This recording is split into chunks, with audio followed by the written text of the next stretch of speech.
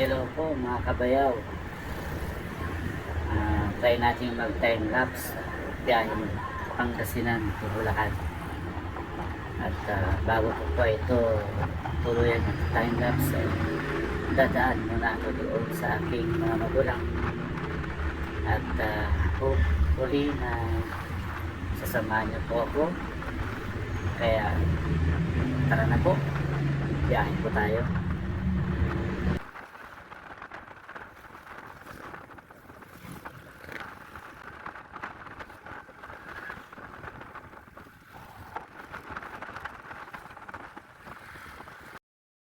At yun na nga, nandito na po ako sa kinaroroonan ng aking mga magulang. At ito, hinahanap ko sila sapagkat umagang umaga pa lang ay kung saan saan nagpupunta. Ayan si mama ko. At lilinis ng iinumin niyang herbal para sa diabetes. At ito nga ay may nakita akong bunga ng miracle fruit. At ang nakakatuwa dito ay iisa lang yung bunga niya sa laki ng puno niya. Naglakad-lakad pa ako at yun, nakita ko si Papa. Di pa ako nakilala ni Papa kasi medyo malabo ng kanyang mga mata. Ito nga pala yung kapatid ng aso ko. Laki na rin siya.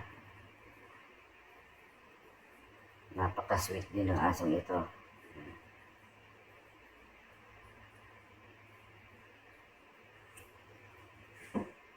Naglalambing yan.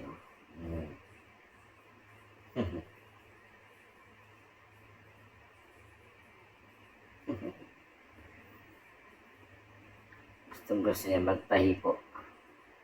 Magpapet.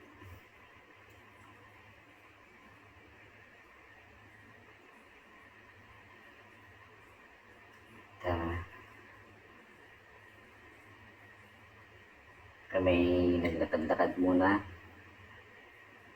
At hindi na rin po ako nagtagal dito sa bahay nila at ako'y magbibiyahe rin agad.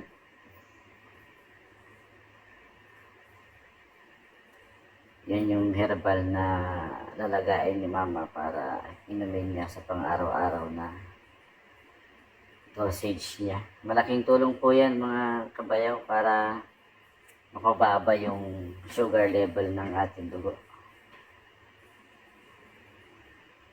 Matagal na nang ginagawa yan at awa ng Diyos ay napakalakas pa naman ng kanyang pangatawan. At ito, natutuwa lang ako dito sa puno ng miracle fruit na ito. Iisa lang talaga ang kanyang bunga. Kulit.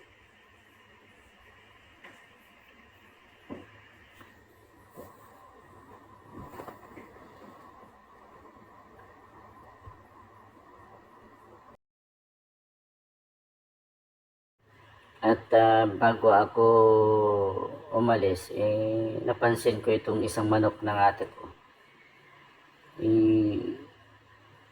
Parang tila handa na magpaluto. Yan po mga kabayaw, tingnan nyo, wala na siyang balahibo sa liig.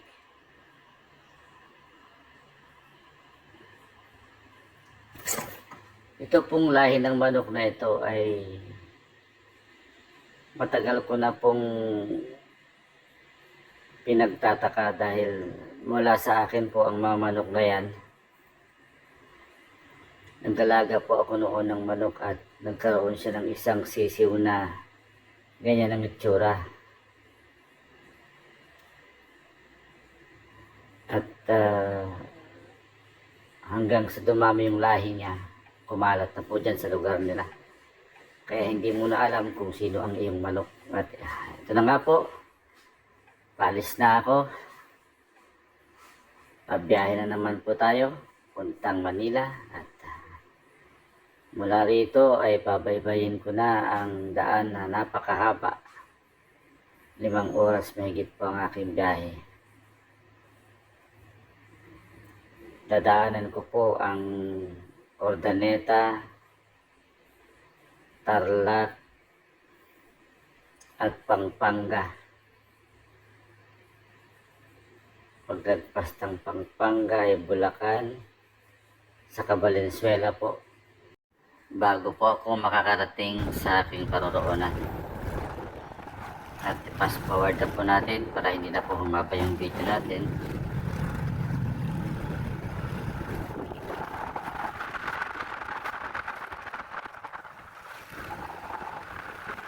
Ito po ay bypass ng Urdaneta. Dito po ako dumadaan para mas mabilis po yung aking biyahe. At hindi ko na po dadaanan yung mismong bayan ng Urdaneta. At ito ay lalabas na po sa lagpas ng mismong bayan ng Urdaneta. Kaya tuloy-tuloy lang po ako, mga kabayan.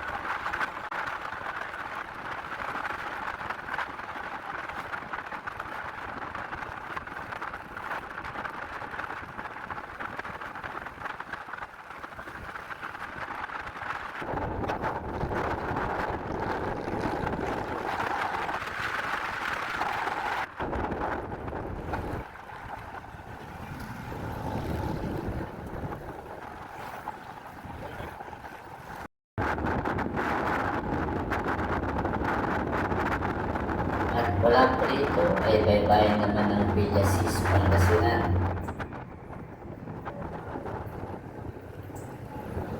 May dumanda.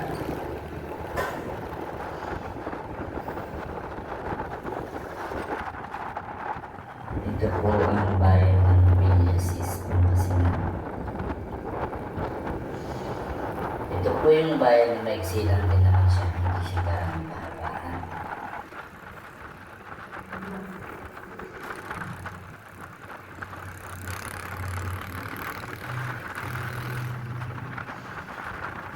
At paglagpas natin dyan ay konting kembot lang ay makakarating ka na ng Rosales, Pangasinan. Fast forward tayo. Yan. Ito po yung hamong tulay ng Rosales. Doon sa bandang dulo, medyo mahaba-haba magagawa na ito.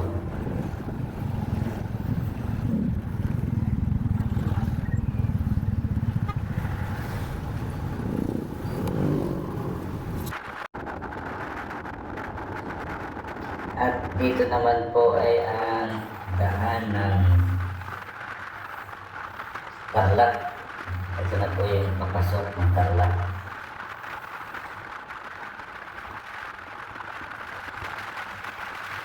Ang Tarlac po ay napakahabang lugar. Marami kong madadaan ng bayan dyan. Bayan ng Lungkada, San Miguel,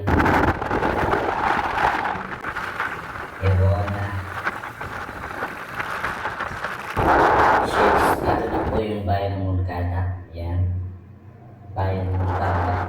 Guidance na po tayo. Capas, Concepcion. Napakahaba po ng Tarlac ng kabayan. Fast forward po natin ito. Ito, napakahaba ito.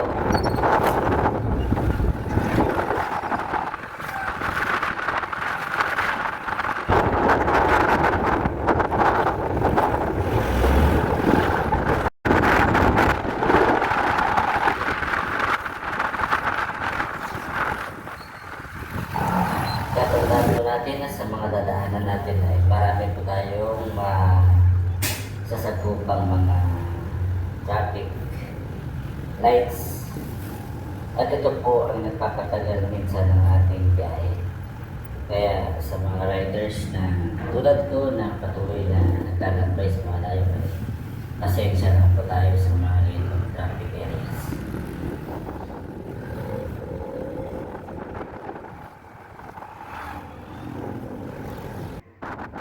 Yan, tuloy-tuloy lang po tayo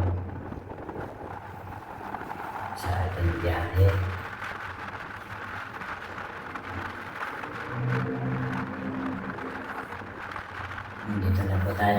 sa Gerona. Ito po yung bayan ng Gerona. At tuloy-tuloy lang po tayo.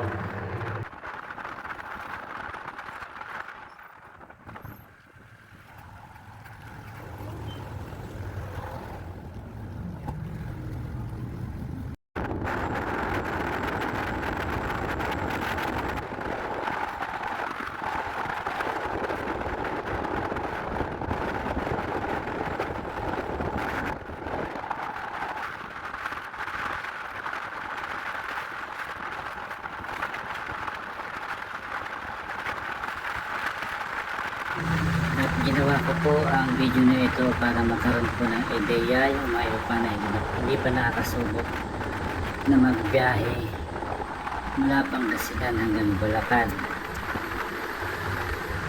Kaya kung interesado po kayo ay tuloy-tuloy nyo lang kung panoorin ang video na ito.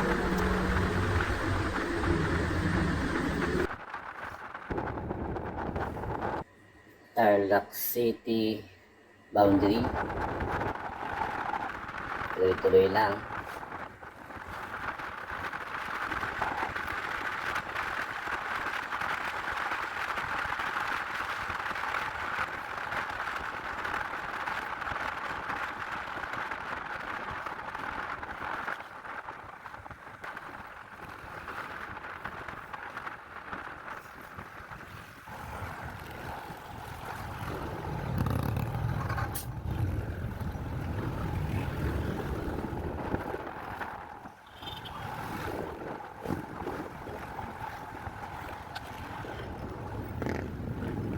Siyempre, kailangan natin magasolina para hindi tayo mabitin sa biyahe.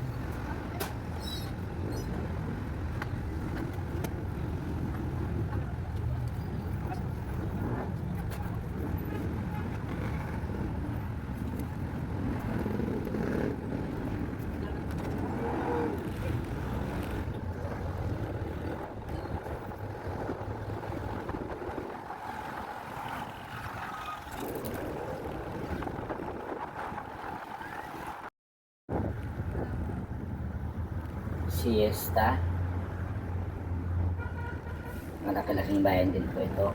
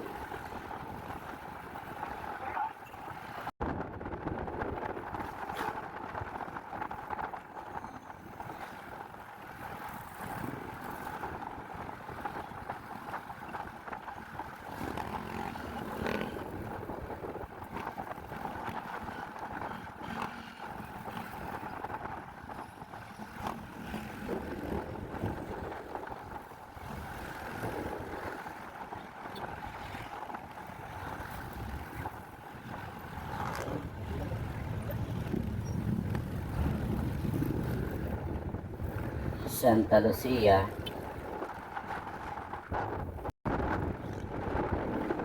Capas, Tarlac.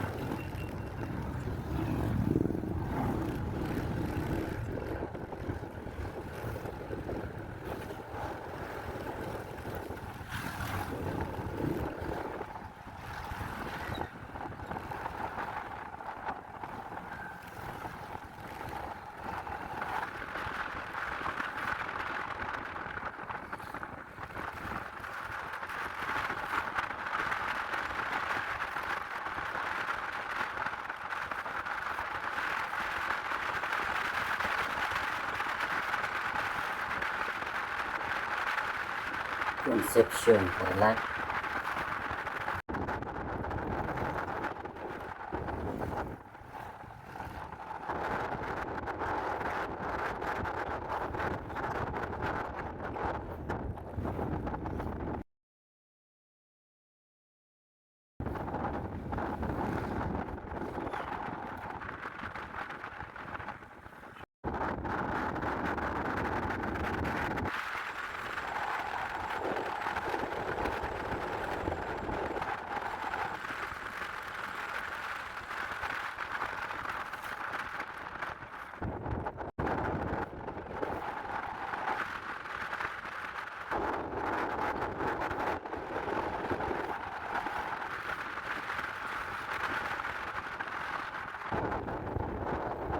Dito naman po ay Pampanga.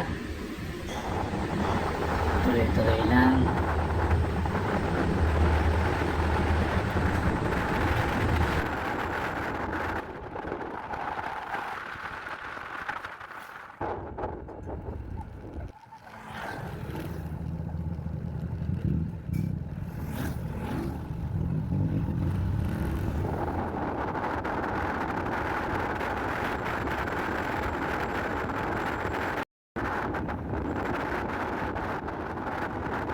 At nakarating na po tayo sa Arayat. Dito po makikita yung bundok ng Arayat sa lugar na ito.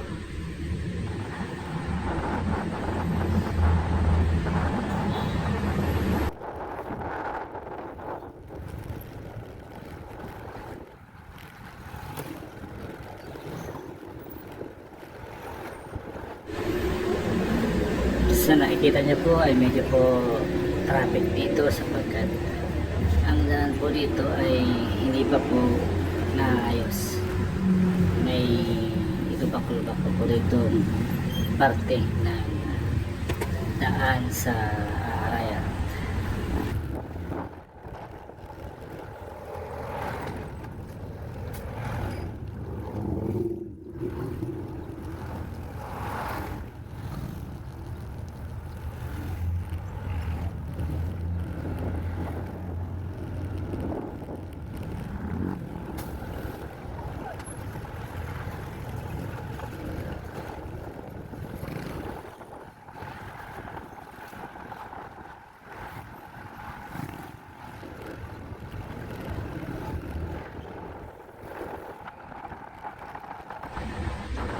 Sobrang nakakapagod po ang pagbiyahe lalo at nakamotor. Pero sa aming mga riders ay ito po ang nakapagbibigay ng kaligayahan sa amin at nakapagtatanggal ng stress. Kaya kahit gaano kalayo ang aming mga binibiyahe ay okay lang po. The longer po ang aming pupuntahan ay mas maganda po sa aming pakiramdam.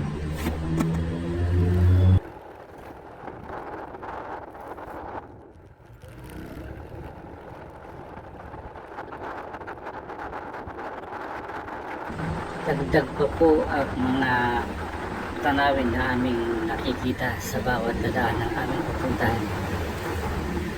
At iba't ibang experience po na mga lugar na aming napapasyalan ay ito po ang isa pang nakapagpapasaya rin sa aming mga riders. Lalo na po pag marami kami sama-samang nag-rides ay sobrang saya po ang magmotor.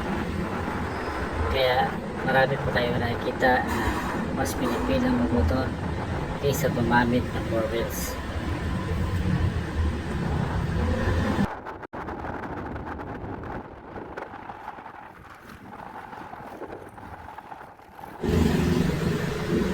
Dito na po tayo sa Palit Road.